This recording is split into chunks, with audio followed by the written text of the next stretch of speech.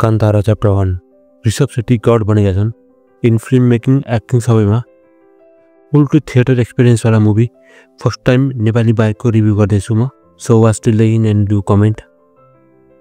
जति पार्ट 1 मा थियो त्यो भन्दा कति गुना इन्हान्स छ यसमा स्टोरी अनि स्टोरी एकदम गड लेभलसम्म पुगिसक्यो इमेजिन पनि गर्न नसक्ने छ सेकेन्ड हाफको स्टोरी र प्रेजेन्टेसन चाहिँ जस्ट वाच एन्ड इन्जोय वाला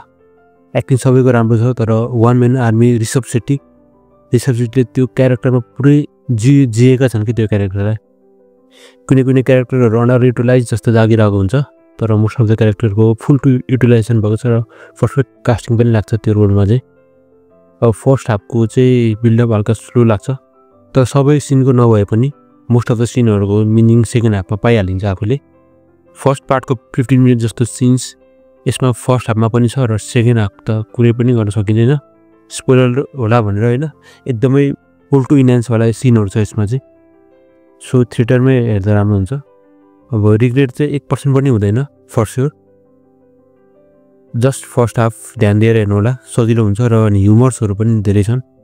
फर्स्ट हाफमा चाहिँ एक्सन चाहिँ फुल टु इन्जोयबल र अनि गडसँग कनेक्टेड छ सो सबै यसको ऑडियन्सको लागि पनि हो